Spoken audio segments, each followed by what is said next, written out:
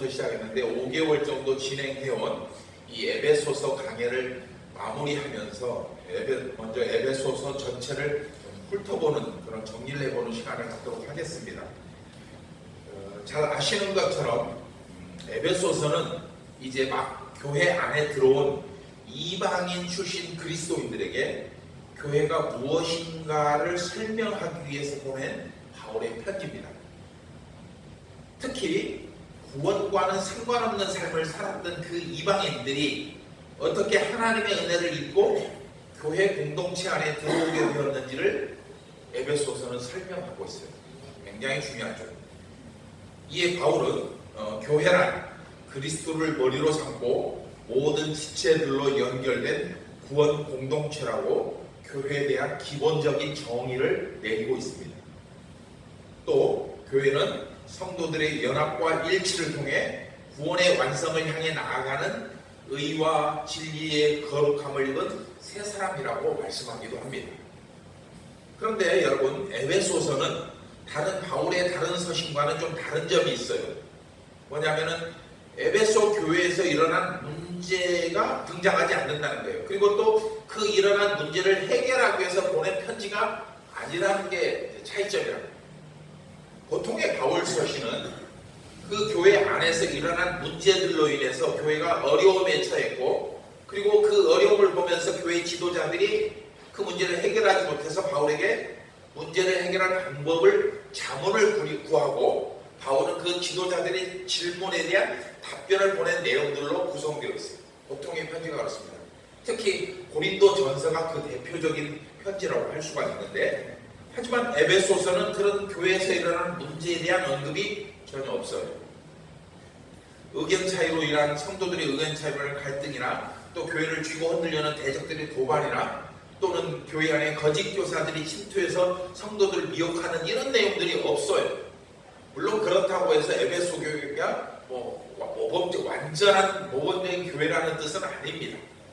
그래서 이상으로 볼 때 에베소서는 교회의 문제를 해결하기 위한 편지가 아니라 성도들로 하여금 더 깊고 성숙한 신앙을 위한 교육과 훈련 차원에서 보낸 편지라고 우리는 생각해 볼 수 있다는 거예요. 그리고 이처럼 애정어린 그리고 사랑 깊은 편지를 보낼 만큼 에베소 교회는 바울에게 특별한 교회였습니다. 그곳에서 가장 오래 사역을 했거든요. 3년 반 동안 그곳에서 교회를 세우고 두란노 서원을 만들고 성도들을 가르쳐서 소아시아 지방으로 전역으로 그들을 파송시켰던 그런 교회 본부이기도 합니다. 그도 그럴 것이 바울은 다메섹 도상에서 부활하신 예수님을 만난 후 약 20여 년 동안 로마 지중해 아닌 로마 제국 내에 수많은 교회들을 세웠습니다. 사도행전을 보면 그 내용이 상세히 나와 있는데, 물론 예수님을 만나기 전에도 바울은 하나님을 향한 열심이 있었어요. 그런데 회심한 후에 생각해보니까 그동안에 자기가 갖고 있던 그 열심이 잘못된 것이었음을 깨달았어요. 그래서 그 후에 바울은 남은 모든 삶을 오직 복음을 위해 그리고 주님의 교회를 세우는데 온전히 헌신했습니다. 그럼에도 불구하고 바울은 자신이 죄인 중에 괴수라고 고백하기까지 했습니다.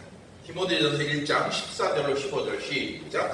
우리 주의 은혜가 그리스도 예수 안에 있는 믿음과 사랑과 함께 넘치도록 풍성하였도다. 미쁘다 모든 사람이 받을 만한 이 말이여, 그리스도 예수께서 죄인을 구원하시려고 세상에 임하셨다 하였도다. 죄인 중에 내가 괴수니라. 아멘. 이처럼 모든 삶을 교회에 바친 바울이었지만, 그런데 그 교회를 떠나온 후에 들려오는 그 교회들의 소식은 바울이 교회를 세울 때 그리고 바울에게 그 교회에 기대하는 것과는 전혀 다른 내용들이 들려왔던 거예요. 파벌과 분쟁이 있었고, 세상적인 시각으로 복음을 해석하는 사람들이 있었으며, 거짓 교사들이 침투해서 교회를 흔들고 미혹하고, 심지어 그 지도자들 중에는 바울이 진짜 사도가 맞냐면서 사도 직분에 대한 의심을 하기도 하고 바울을 깎아내리려는 사람들도 있었습니다.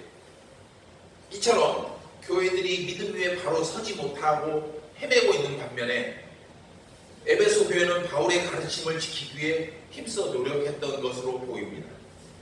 이에 바울은 에베소 교회 성도들이 더 성숙하고 건강한 신앙에 이르기를 바라면서 기쁜 마음으로 이 편지를 보낸 것입니다. 심지어 바울은 자신이 죽을 것을 알면서도 예루살렘을 향해 가기를 주저하지 않았는데, 그처럼 비장한 마음으로 예루살렘을 향해 가는 도중에도 에베소 교회 장로들을 자기 있는 곳으로 초청해서 그들에게 말씀을 가르치고 눈물을 흘리면서 작별 인사를 나누기도 했습니다. 사도행전 20장 36절로 38절입니다. 시작. 에베소 장로들에게 이 말을 한 후 무릎을 꿇고 모든 사람들과 함께 기도하니 다 크게 울며 바울의 목을 안고 입을 맞추고 다시 그 얼굴을 보지 못하리라 한 말로 말미암아 더욱 근심하고 배까지 바울을 전송하니라. 사도행전 20장이 무슨 내용이냐면 에베소로 가는, 예루살렘을 향해 가는 바울의 여정인데, 그 길 끝에 자기가 죽을 것을 바울은 알고 있었어요.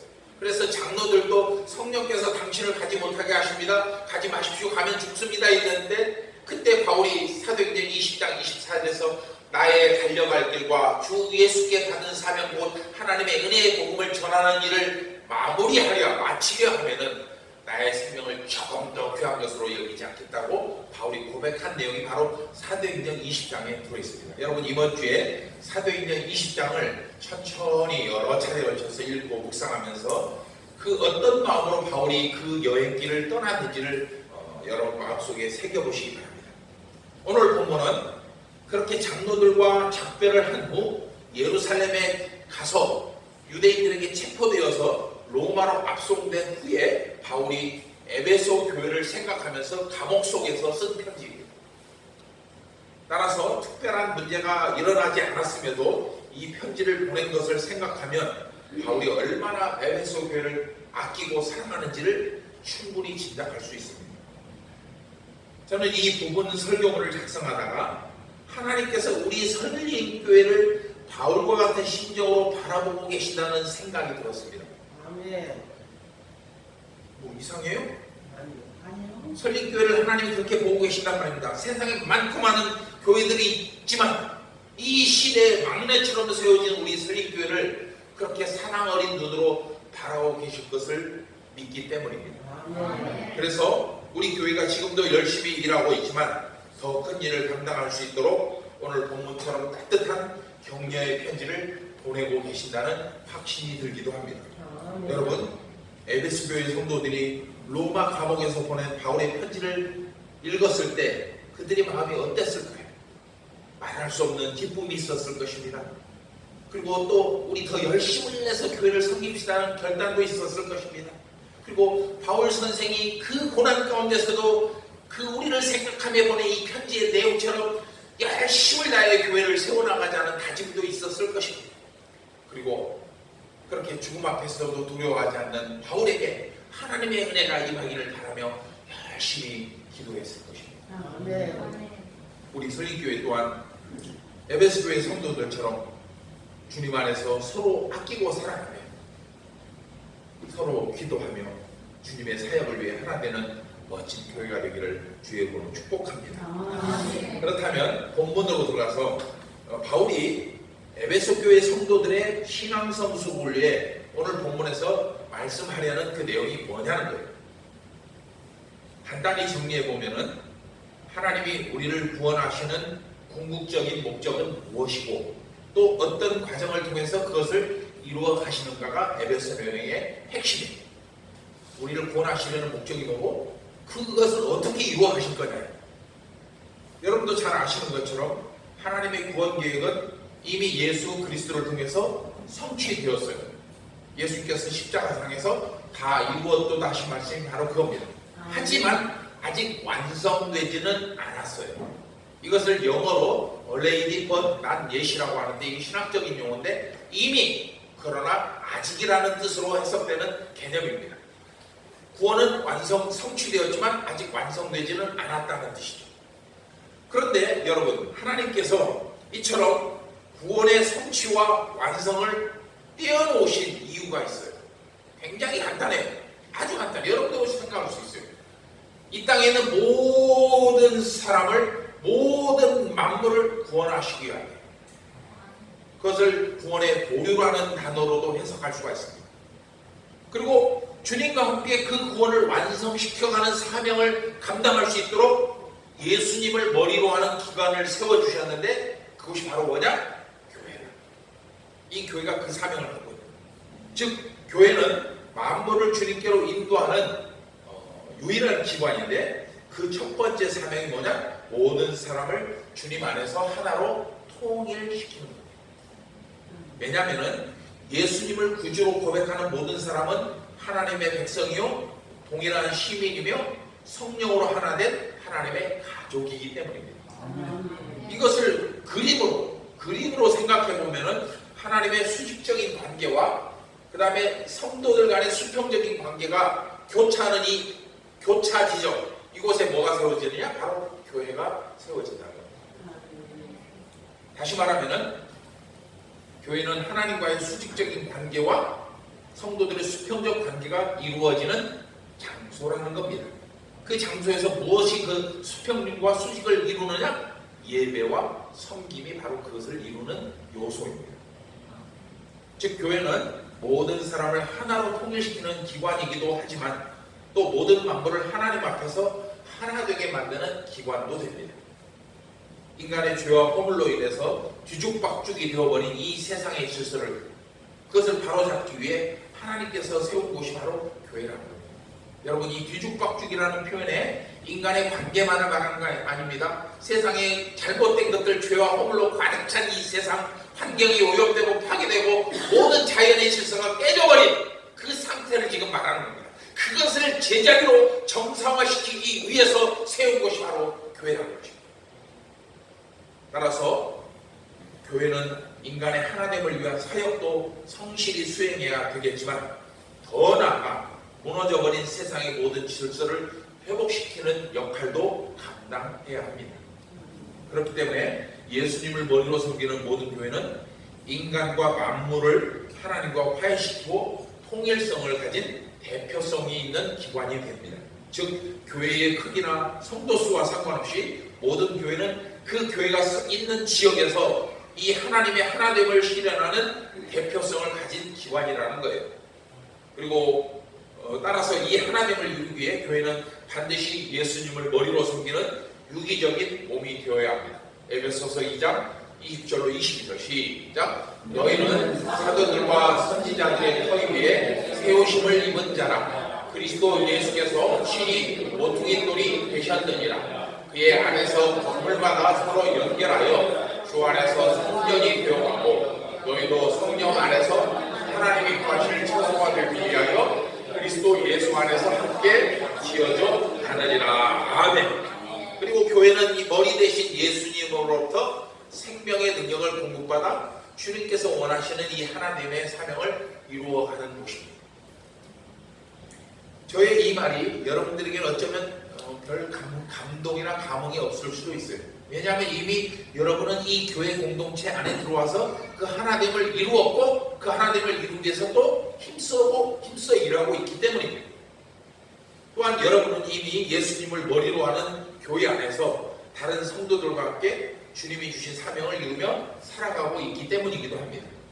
하지만 여러분, 그 바울이 이 본문을 기록할 당시 에베소 교회의 성도들은 자신들이 예수님의 지체가 되었다는 사실을 그 하나만으로도 말할 수 없는 기쁨과 감동을 받았을 것입니다.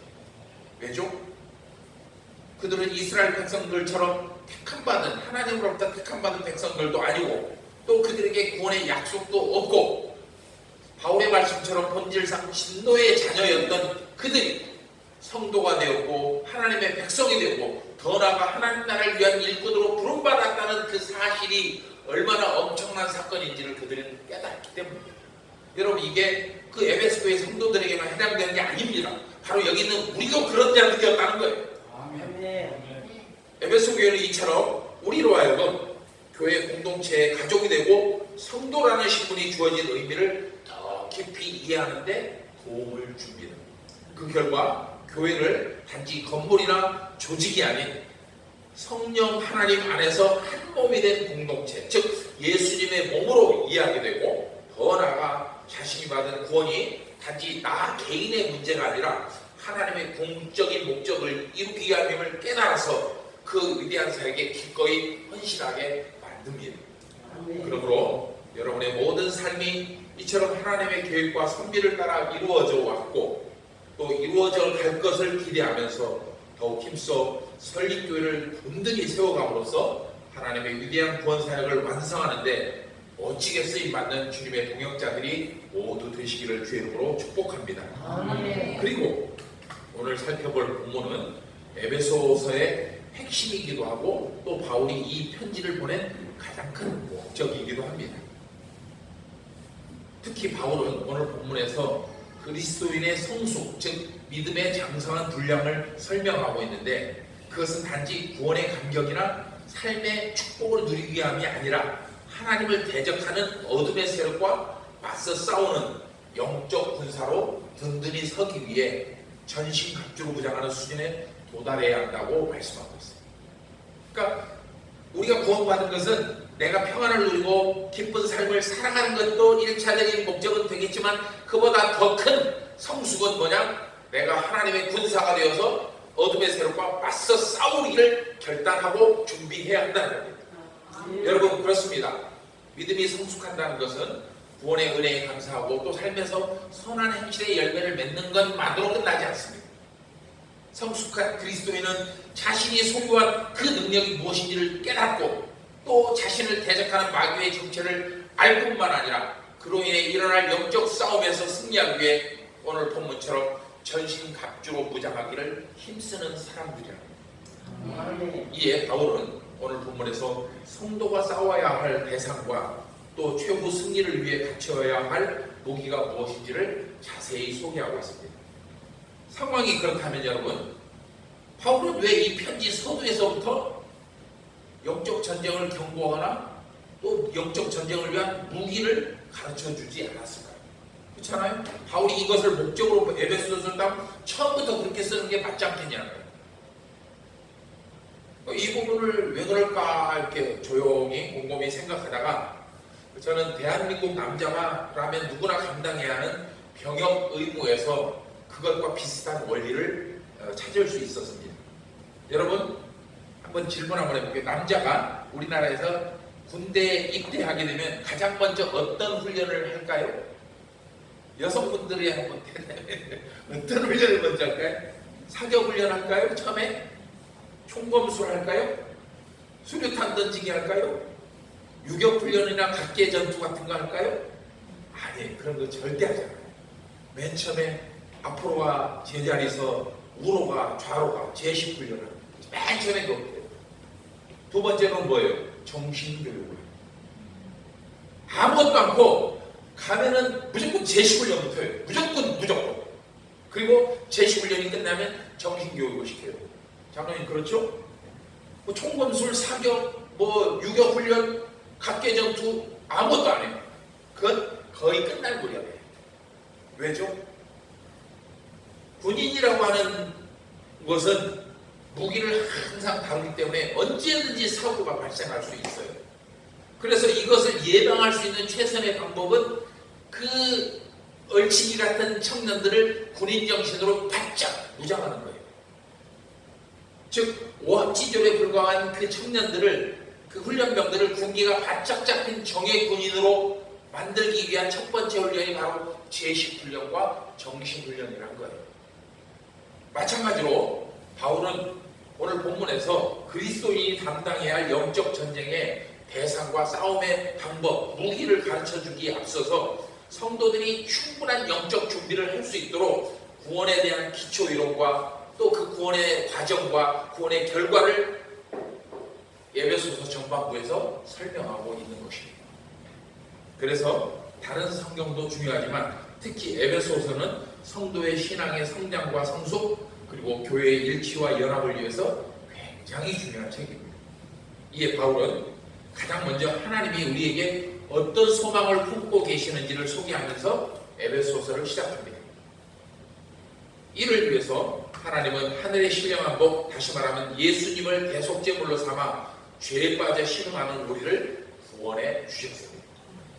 그렇게 성도들에게 구원을 설명한 후에 에베소서 3장 16절로 19절에서 바울은 구원받은 성도들이 이 세상에서 살아가는 방법을 제시하고 있습니다.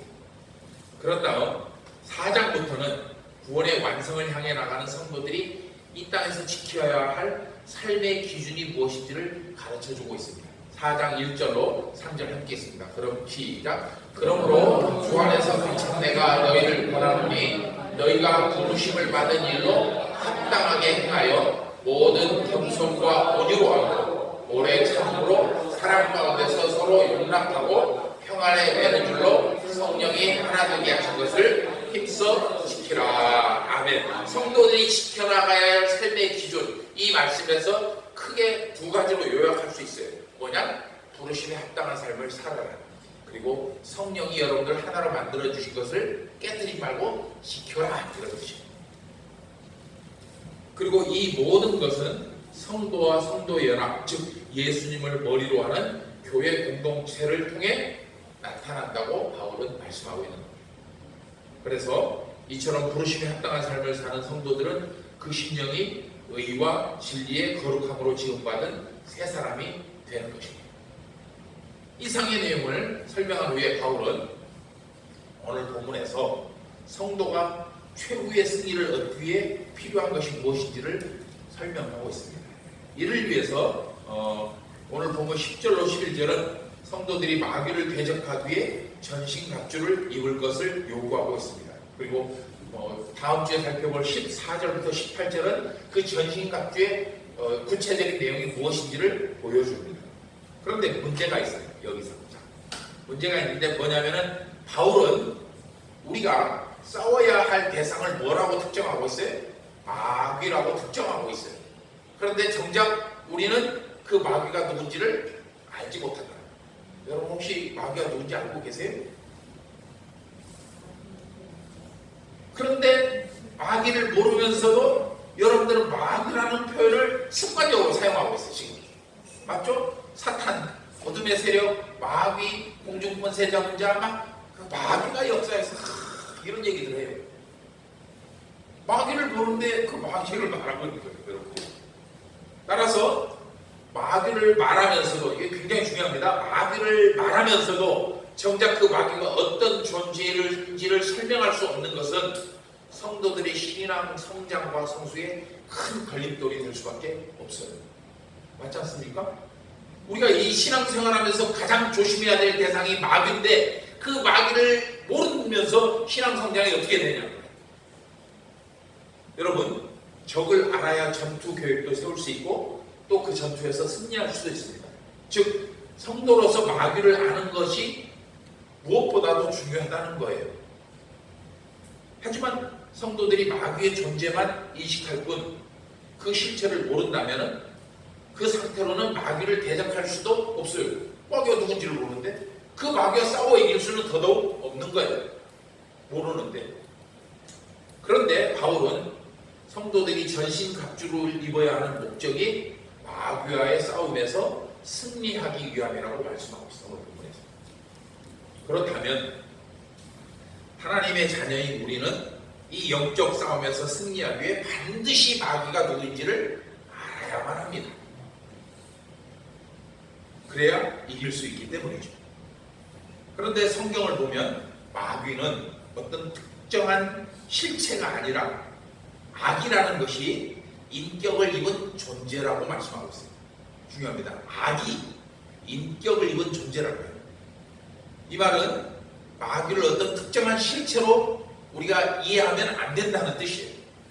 마귀가 어떤 형체를 가지고 있다 이해 안 된다는 거예요. 즉 마귀는 뿔 달린 괴물도 아니에요. 뱀도 아니고 용도 아니고 하나님을 회방하는, 하나님을 대적하는, 하나님께 반항하는 의도적인 힘의 주체, 그것이 바로 마귀라는 거예요. 기억하십시오. 다시 말합니다. 마귀는 뿔 달린 존재가 아니에요.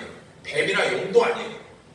하나님을 회복하는 힘, 그리고 그 힘을 다스리는 주체라는 거예요. 그래서 그 힘이 뱀에게 나타나면 뱀이 마귀가 되는 창세기에서 나오지 않습니까? 용이 마귀가 되는 요한계시록에서 나오지 않습니까? 용이 마귀가 아니라 그 힘이 용에게 들어가면 마귀가 된다. 심지어 사람도 마귀가 되고 사탄이 될 수가 있습니다. 방금 설명한 내용 중에서 악이 인격을 입은 상태가 마귀라는 설명은 굉장히 중요합니다. 마귀를 이해하는 열쇠이기 때문에 그렇죠. 성경은 그래서 마귀를 특정한 물체로, 특정한 실체로 설명하지 않습니다. 그런데 사람들은 어떠냐? 자꾸만 마귀를 특정한 실체가 있다고 생각하는 거예요. 모든 사람들이 다 그래요. 마귀가 나타났다. 저 귀신의 모습이다. 왜? 그것은 진짜 귀신이 있어서가 아니라 인간에게는 보이지 않는 존재에 대한 막연한 두려움이 누구나 있어요. 그래서 그것으로부터 벗어나기 위해서 마귀를 형상화하려는 속성들이 있어요. 모든 인간에게는 다 있어요. 그래서 무속신앙을 보면 미신이나 등 원시신앙으로 들어갈수록 보이지 않는 신을 특정하기 위해서 뭘 하느냐? 산에도 신이 있고 바다에도 산이 있고 나무가 신이고 바위가 신이고 그렇게 말해요. 그리고 그 신에다 대고 절을 하고 제사를 지내는 거예요. 맞지 않습니까? 여러분, 하지만 성경에 따르면 선도, 악도 분명히 존재합니다. 하지만 정작 선과 악의 정체가 무엇인지를 설명할 수 있는 사람은 없어요. 왜냐하면 세상에서 어떤 것이 악이나 선이 되기 위해서는 그 행위에 의도가 담겨 있어야 돼요. 즉 인격이 개입되어야 하기 때문에. 예를 한번 들어볼게요. 똑같이 어떤 사람이 칼을 들고 있어요. 그 칼은 똑같이 위험해요. 어느 칼이든지. 그 칼은 위험한 칼이지만 그 칼이 의사의 손에 쥐어지면 그건 선의 도구가 돼요. 그러나 강도의 손에 쥐어지면 어떻게 해요? 악의 도구가 돼요. 즉 의사의 칼에 쥐어진 칼은 선이고 강도의 칼에 쥐어진 칼은 악인 거예요. 칼 자체가 선과 악을 결정하는 게 아니라 그 칼을 쥔 사람의 인격이 칼과 결합될 때 비로소 선과 악으로 나타난다는 거예요. 이해하십니까? 따라서 성경이 말씀하는 악이란 하나님을 의도적으로 반대하고 저항하는 힘이에요. 그것을 가리키고 그것을 의화시킨, 실체화시킨 존재가 바로 마귀이며 사탄이라는 거예요. 그래서 오늘 본문 12절은 우리가 싸울 대상이 혈과 육이 아닌 통치자들과 권세들과 어둠의 세상 주관자들과 하늘에 있는 악의 영이라고 말씀합니다. 즉 어떤 특정한 대상이 아닌 하나님을 대적하는 힘과 그 힘을 입은 존재가 악이며 마귀라는 거예요. 그런데 사람들은 예를 들어 전통적으로 교황이 마귀다 뭐 이런 식으로 설명을 하기도 합니다. 그러나 그건 잘못 이해하고 있습니다. 한 예로 베드로는 마태복음 16장 23절에서 예수님을 향해 위대한 신앙 고백을 한 직후에 예수님으로부터 사탄아 내게서 떠나라는 엄청난 책망을 들었어요. 예수님이 베드로에게 뭐라고 말한 거예요? 이 사탄아 그랬어요. 왜 그럴까요? 그처럼 위대한 그 신앙 고백을 베드로가 했는데 뭘 했어요? 하나님의 역사를 회방한 거예요. 그럼으로써 베드로는 졸지에 사탄 즉 악의 주체가 되어버린 거예요. 따라서 분명히 존재하지만 특정할 수 없는 대상이 악이며 마귀이기에 그 마귀와 맞서 싸우는 방법 또한 일반적이어서는 되지 않습니다. 그래서 오늘 보면은 특별한 방법을 제시하고 있는 거예요. 그런 측면에서 볼 때 오늘 본문은 마귀와의 싸움에서 승리하기 위한 특별한 무기와 전투 방법을 제시하고 있는 아주 소중한 말씀입니다. 하지만 이 부분에서 절대로 착각해서는 안 될 것은 이 영적 싸움의 주체는 우리가 아니라 하나님이라는 사실입니다. 여러분 기억하셔야 됩니다. 우리에게 본문이 우리에게 영적 싸움에서 승리하라고 말씀하고는 있지만 그러나 진짜는 이 싸움의 주체는 우리가 아닌 하나님이라는 거예요. 네. 왜? 그런 관점에서 오늘 본문을 다시 한번 살펴보면은 그 18절까지를 쭉 살펴보면 우리가 입게 될 그리고 입기를 위해서 힘써야 될 전신갑주는 공격용 무기가 아니에요. 대부분이 방어용 무기라는 것을 확인할 수 있어요. 진리의 허리띠, 공격하는 거 아니죠? 의의 호신용, 흉패, 방패, 가슴을 보호하는 거예요. 평안의 복음의 신발, 열심히 뛰어갈 수 있도록. 믿음의 방패, 구원의 투구, 성령의 것, 하나님의 말씀. 요건 그래서 마지막 한 가지, 성령의 것, 곧 하나님의 말씀 외에는 모든 도구들이 우리를 마귀로부터 보호하기 위한 도구라는 거예요. 네. 예, 본문 13절은 성도들이 전신갑주를 입어야 하는 이유 또한 마귀를 이기기 위함이 아니라 끝까지 살아남는데 초점이 맞춰져 있는 것입니다. 따라서 우리가 전신갑주를 입어야 하는 것은 마귀의 어떤 공격에도 우리 자신을 보호하기 위한 것일 뿐 마귀를 공격하기 위해서 입는 것은 아니라고요. 여러분 기억하셔야 됩니다. 그런데 생각해 보면은 마귀는 단 한 번도 정정당당하게 싸움을 하지 않습니다. 언제나 비열하고 교활한 방법으로 하나님을 대적하고 우리를 유혹합니다. 그래놓고 마지막에 뭐라고 해서 그거 봐, 뭐 안 되잖아 이렇게 말합니다. 자기가 비겁하게 반칙을 써요. 따라서 성도는 마귀가 어떤 형태로 공격해 올지라도 능히 그것을 막아낼 수 있는 준비를 해야 되는데 오늘 본문은 그것을 일컬어 전신갑주, 즉 완전무장이라고 말씀하고 있는 거예요. 하지만 정작 성도들 중에는 이 하나님의 전신갑주를 입는 것을 싫어해요. 그리고 또 마귀와 맞서 싸우는 것도 싫어해요. 그런 사람들이 의외로 많습니다. 몇 가지 이유가 있어요. 먼저는 마귀의 존재를 아까 말했던 것처럼 모르기 때문이에요. 마귀가 누군지를 모르는데 뭐 어떻게 준비를 해요? 또는 마귀의 힘이 나를 유혹하는 마귀의 힘이 얼마나 크고 위험한지를 모르기 때문에. 두 번째는 그 마귀에 대적하는 평소 믿음의 훈련이 부족해서 전신갑주를 갖추지 못했거나 또는 갖추고 있더라도 그 무기를 다룰 수 있는 방법을 모르기 때문에. 기도해요. 말씀 읽어요. 근데 읽었는데 그것을 어쩌란 말이야 이런. 이 말씀을 내 삶에 어떻게 하란 말이야. 깊이 묵상하고 그 말씀이 내 안에 생명의 양식이 되어야 되는데 거기까지 가지 못한 거예요. 가장 치명적인 이유는 뭐냐? 성도들이 마귀의 존재를 알지 못해서 마귀가 나에게 어떤 방법으로 공격해 오는지를 모르기 때문에. 그냥 우리가 생각할 때는 뭐 귀신처럼 딱 나타나 도깨비하면 딱 내리치는 그런 정도로 생각하고 있다는 거예요. 그게 아닌데. 근데 성도들은 그렇게 생각하는 사람이 의외로 많다는 거예요. 여러분, 손자병법 중에 시피지기면 백전백승이라는 말이 있습니다. 적을 알고 나를 알면 100번 싸워도 100번 이길 수 있다는 뜻이죠. 하물며 우리가 마귀의 존재도 모르고 또 어떻게 공격해 오는지도 모르면서 그 싸움의 결과에서 승리하기를 바라는 것은 어불성설이겠죠. 여러분이 작은 시험에도 쉽게 넘어지고 혈기내고 신앙이 쉽게 흔들리는 것, 바로 마귀도 모르고 공격 방법도 모르기 때문에 그러는 겁니다. 여러분 분명히 말하지만 마귀는 존재합니다. 아니면 성경이 거짓을 말하는 거기 때문에. 다만 우리가 생각하는 뿔 달린 괴물은 아니라는 거예요. 즉 우리를 넘어뜨리고 우리의 신앙을 약화시켜서 하나님으로부터 멀어지게 하는 모든 음모와 모든 권세와 모든 힘이 악이요 마귀요 사탄이라는 겁니다. 그래서 때로는 가족이 나에게 마귀가 될 수 있어요.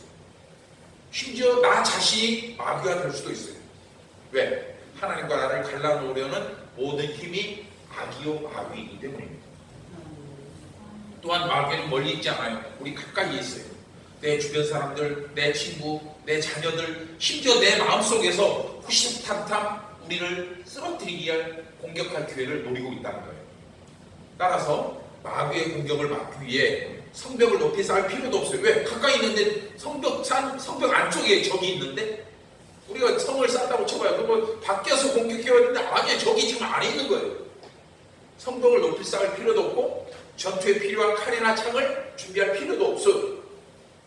비록 오늘 본문이 완전 무장한 로마 군병 전신갑주를 취하라는 것을 말씀하고 있지만 그러나 마귀의 공격은 이런 물질적 물리의 법칙을 뛰어넘어서 우리의 심령에서 이루어지기 때문에 중요합니다. 우리의 심령에서 이루어지기 때문에 진짜 갑옷이 아닌 영적 갑, 즉 전신 갑주를 입어야 가능합니다. 그리고 한 가지 더, 여러분 영적 전쟁은 언제나 현재형입니다. 기억하십시오. 영적 전쟁은 과거형이 아니라 언제나 현재형입니다. 즉 과거에 여러분이 아무리 믿음이 좋았고 또 과거에 많은 전신갑주로 입었다고 해도 결국 그것은 뭐였냐? 그때 일어난 영적 전쟁을 이겨내기 위해서 필요한 무기였다는 거예요. 지금 게 아니라. 물론 지금 여러분이 하나님 앞에 나와 예배를, 영과 진리로 예배를 드리는 것은 그때 치른 영적 싸움에서 여러분들이 살아남았기 때문이고 승리했기 때문에 이곳에 와 있는 거예요. 맞죠? 만일 여러분이 그 지난날의 그 영적 싸움에서 패배했다면 여러분은 이 예배 자리에 나올 수가 없어요. 져버렸는데 끝났는데. 아니 과거는 고사하고 과거는 둘째치고 오늘 아침에 여러분들이 이곳을 나오면서 부부 사이나 또는 거래처나 어떤 다른 일로 문제로 인해서 마음에 큰 시험에 걸려서 교회를 나오지 못했다면 넘어졌다면 여러분이 지금 이곳에 앉아있을 수가 없습니다. 따라서 여러분이 오늘 예배에 참석한 것은 어쨌거나 여러분을 넘어뜨리는 마귀의 회방을 이겨냈기 때문에 이곳에 와 계시는 겁니다. 따라서 집안의 애경사, 친구들의 유혹, 속상한 일, 주일에 일이 있는 것 등 예배 참석을 회방하는 모든 것이 악이며 마귀의 장난일 수 있기에 여러분은 성령 안에서 판단하고 말씀에 근거해서 여러분의 삶의 행동을 결정해야 합니다.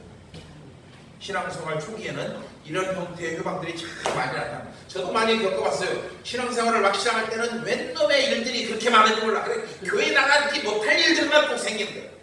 하나님을 예배하는 것들만 못하게 하는 거예요. 술 먹을 일, 놀러 갈 일 이런 것들은 다 있는데 널려 있는데 딱 그것만 못하게 만드는 거예요. 그리고 그 그래서 회방을 극복하지 못한 채 교회를 떠난 사람들이 얼마나 많은지 몰라요. 여러분 중에도 몇 번 넘어졌을 거예요. 저도 넘어진 적이 많기 때문에. 그런데 그럼에도 불구하고 교회를 나와서 하나님의 말씀이 내 심령에 쌓여가고 그로 인해서 성령의 하나님의 음성이 내 귀에 들리기 시작하면 그런 허접한 종류의 회방은 싹 사라져버립니다. 아마 그런 거 경험해봤을 거예요. 근데 끝나면 아니에요. 또 다른 그 수준 높은 회방이 또 나타나기는 해요. 여러분 세상의 어떤 훈련도 어떤 목표도 단계별로 훈련을 거쳐야 도달할 수 있어요. 마찬가지로 신앙생활도 매 단계에 걸맞는 훈련이 필요합니다. 그래서 이 훈련을 성실히 수행한 그리스도인은 그때마다 나타나는 마귀의 회방을 이겨낼 수 있어요. 예를 한번 들어드리면 아침에 교회 나오려고 하는데 갑자기 거래처에서 전화가 왔어요. 이완 선생님처럼 좋아요, 멋져요, 돈이 돼요, 또 이익이 있어요. 그거 가도 괜찮아요. 그 죄라고 제가 말씀드리려고 하는 거 아니에요. 그러나 그 순간에 그 당사자는 어떤 마음의 갈등이 있겠습니까? 예배를 참석해야 하나? 돈을 벌러 가야 하나? 당연히 있을 수밖에 없어요. 만약에 예배 참석해야 된다는 것이 없다면 그 사람 아직 믿음이 없는 거예요. 둘 중에 갈등을 하고 무엇을 결정할지는 그 스스로가 해결하는 거예요. 그때 여러분의 마음 가운데 유혹하는 소리가 들 거예요. 야, 이번 한 번만 예배 한 번만 빠지면 돈 얼마나 버는데. 그걸 따라가면 여러분들은 그때 넘어지는 겁니다. 제가 이완 집사님을 칭찬했던 이유가 바로 그거예요. 많은 것들이 있습니다. 또 내 신앙이 깊어지면 깊어질수록 그 유혹의 정도는 더욱더 치밀해지고 더욱더 악랄해지고 더욱더 엄청난 것으로 다가와요. 이래도 너 할래 하면서 죽음을 앞에 놓고 승부를 걸어요. 마귀. 여러분 그런 경험들 해보셔야 돼요. 그리고 그것을 이겨내봐야 돼요. 그래야 내가 영적으로 무장된다는 것이 무엇인지를 깨닫는 거예요. 그리고 하나님 앞에서 승리하고 승리의 계가를 보낸다는 기쁨이 무엇인지를 알 수 있는 거예요. 이겨내야 돼요. 극복해야 된다.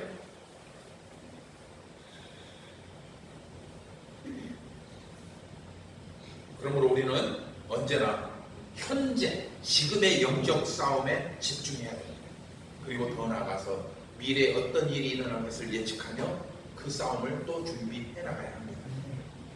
성도 여러분, 어떤 사람이 마라톤 코스를 완주하고 싶다면 그보다 먼저 몇십 배 먼 거리를 훈련을 해야만 가능합니다. 그냥 뜬금없이 42.19km를 뛸 수는 없는 거예요. 또 공부하는 학생이 좋은 성적을 내고 싶다면 다른 친구들보다 훨씬 더 오랜 시간 책상 앞에 앉아 있어야 됩니다.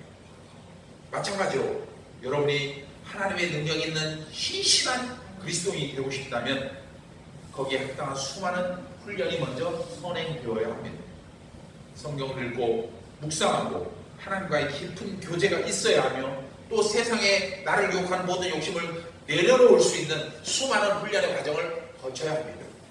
제가 여러분들에게 제 심령이 잔잔한 바다와 같다고 하는 이유가 바로 여기에 있습니다. 그것들을 내려놓았을 때 느껴지는 영적 느낌이 잔잔한 바다처럼 느껴진다는 거예요. 그렇게 여러분이 하나님께로 한 걸음씩 나아갈 때 그럼에도 여전히 마귀는 여러분을 흔들겠지만 그럼에도 끝까지 포기하지 않으면 여러분은 반드시 승리할 것을 믿으시기 바랍니다. 바로 이 위대한 영적 승리를 위해서 오늘 본문은 우리에게 하나님의 전신갑주를 입으라고 말씀하고 있는 겁니다. 이제 말씀을 정리하겠습니다. 여러분, 우리의 싸움은 악한 영들과의 싸움이고 또 그 싸움은 오직 하나님이 주신 능력으로만 이길 수 있습니다. 전신갑주로만 이길 수 있습니다. 그리고 오늘 본문은 그 하나님이 주신 능력을 일컬어 전신갑주라고 표현하고 있습니다.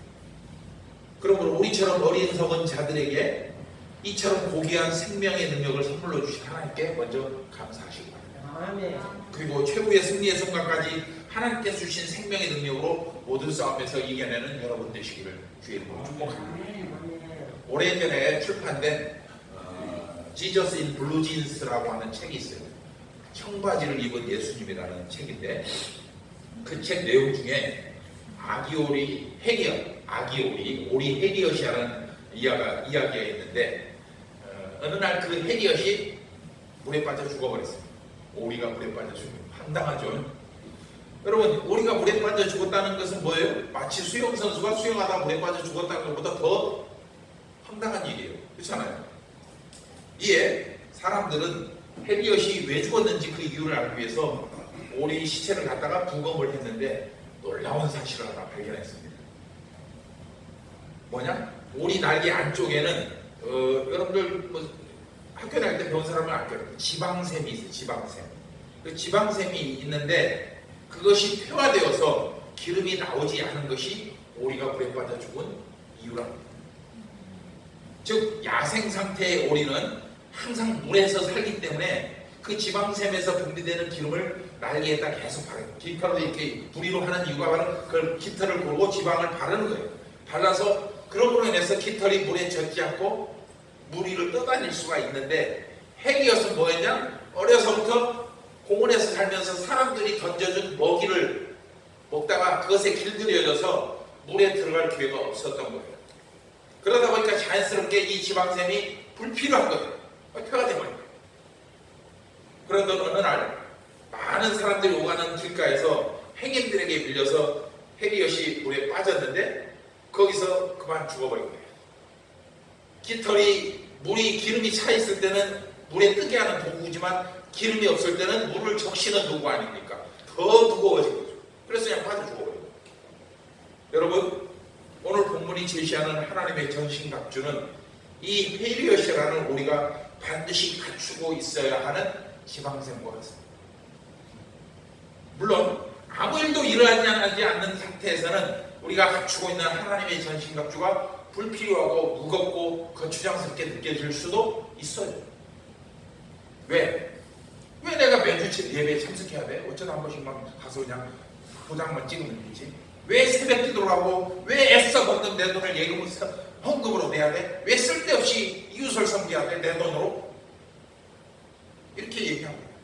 그러나 여러분의 평소 신앙은 언젠가는 반드시 여러분을 마귀의 유혹으로부터 보호해주는 전신갑주, 즉 지방샘이 될 것을 믿으시기 바랍니다. 지금은 물론 아무것도 예측할 수 없지만 하나님의 약속을 신뢰하며 이 전신갑주를 위해 힘쓴다면 그 믿음은 여러분을 하나님의 영광 앞에 세우는 근거가 될 것이고 또한 마귀와 싸우느라 지치고 피곤한 여러분에게 임하는 주님의 위로와 축복의 이유가 될 것입니다. 그러므로 싸움을 위해서 전신갑주를 입고자 하는 여러분의 삶에 하늘로부터 내려주시는 하나님의 위로와 격려 그리고 풍성한 능력과 강건함이 충만히 임하는 한 주가 되시기를 주의 이름으로 축복합니다. 기도하겠습니다.